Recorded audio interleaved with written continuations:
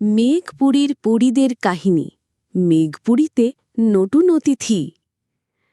আকাশের ওপরে যেখানে সূর্যের আলো নরম তুলোর মতো পড়ে, সেখানে এক আশ্চর্য রাজ্য আছে, মেঘপুরী।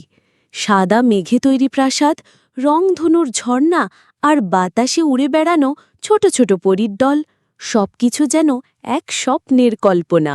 কিন্তু মেঘপুরী আসলেই আছে। এখানে থাকে 3 পরী বোন, রোশনীপরী, মায়াপরী আর বিন্দুপরী। তারা পৃথিবীর শিশুদের স্বপ্ন রক্ষা করে। তাদের মন থেকে আসা ডাক শুনে ছুটে আসে, আলো, আশা আর জাদু দিয়ে জীবন ছুঁয়ে যায়। হঠাৎ করে একদিন রোশনীপরী বলল, আজ আকাশে কেমন যেন একটা মিষ্টি গন্ধ আছে। আমার মনে হচ্ছে কেউ আমাদের ডেকেছে। মায়াপরী বলল, আমি স্বপ্নফুল তুলতে গিয়েই বুঝেছিলাম, একটা শিশু যার নাম অরুণ, তার মন গভীরভাবে চাইছে সে আমাদের মেঘপুরী দেখতে চায়। বিন্দুপরী বলল, ও সত্যি, একজন মানুষ আমাদের রাজ্যে আসতে চায়, কিন্তু আমরা তো কাউকে স্বপ্ন ছাড়া ডাকি না। রোশনীপরী বলল, সে স্বপ্নেই ডাকছে, খুব আন্তরিকভাবে। তার চোখে বিস্ময় আর মনে বিশ্বাস, এমন মন তো খুব কম দেখা যায়। মায়াপরী বলল, চলো তাহলে আমরা আজ তার জন্য স্বপ্নের দরজা খুলে দিই। সে যেন আমাদের রাজ্যও দেখে, বুঝতে পারে স্বপ্নও সত্যি হতে পারে। আর ঠিক তখনই 3 পরীর জাদুতে তৈরি হতে লাগলো এক রূপালী সিঁড়ি, যেটা পৃথিবীর অরুণের বিছানা থেকে সোজা উঠে গেল মেঘপুরীর দিকে। আলো ঝলমলে মেঘের মধ্যে দিয়ে উড়ে এলো জোনাকি, আর নরম মিউজিকে পথ খুলল স্বপ্নের রাজ্যের। অরুণ স্বপ্নমন থেকে বলল, আমি কোথায় যাচ্ছি? এ কি কোনো স্বপ্ন? কিন্তু এত সুন্দর আকাশে সিঁড়ি, এটা কি সত্যি? রোশনীপরী বলল, তুমি আমাদের ডেকেছিলে, তাই আমরা এসেছি। এই পথ তোমার মন তৈরি করেছে। বিন্দুপরী বলল, তুমি আজ আমাদের রাজ্যের অতিথি, স্বপ্নের রাজ্যে স্বাগতম।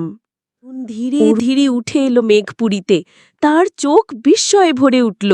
মেঘের ওপর উড়ে বেড়াচ্ছে পাখি পরী, রংধনুর স্লাইডে খেলে যাচ্ছে শিশুরা, আর দূরে এক বিশাল সাদা প্রাসাদ যেন মেঘে লুকিয়ে রয়েছে। অরুণ বলল, এটা কি সত্যি? আমি কি স্বপ্ন দেখছি, নাকি সত্যি এখানে এসেছি? মায়াপরী হেসে বলল, স্বপ্ন আর সত্যির মাঝে কখনো কখনো কোনো দেয়াল থাকে না অরুণ।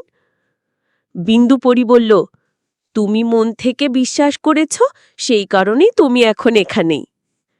রোশনীপরী বলল, চলো আমরা তোমাকে দেখাই মেঘপুরী, আমাদের জাদু, আমাদের নিয়ম আর আমাদের গোপন রহস্য। অরুণ সেই দিন মেঘপুরীতে অনেক কিছু দেখল। সে শিখল কি করে স্বপ্নকে সত্যি করতে হয়, শোনে পরীদের গল্প, হাসে খেলে, সবই যেন এক রূপকথার মুহূর্ত। শুধু যখন দিনটা শেষের পথে আর অরুণ ফেরার জন্য তৈরি হচ্ছিল, হঠাৎ ভয়ানক শব্দ, গর্জনের মতো। রোশনীপরী থেমে গিয়ে বলল, তোমরা শুনছ? দক্ষিণ আকাশ থেকে একটা ভয়ানক আওয়াজ আসছে। বিন্দুপরী চোখ বড় করে বলল, ওটা ওটা ওই পুরনো ছায়া, যে একবার আমাদের মেঘপুরী গ্রাস করতে চেয়েছিল। মায়াপরী বলল, এই অসময় সে ফিরে এলো কেন, এমন দিনে যখন একজন মানুষ শিশু আমাদের সঙ্গে আছে?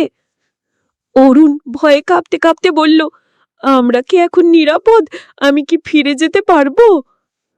অরুণ জানত না, তার এই সফরটি শুধু স্বপ্ন দেখা নয়, তার ভেতর লুকিয়ে আছে এমন কিছু যা হয়তো একদিন মেঘপুরীকে রক্ষা করবে, বা তাকে চিরদিন আটকে রাখবে এক রহস্যময় যুদ্ধে।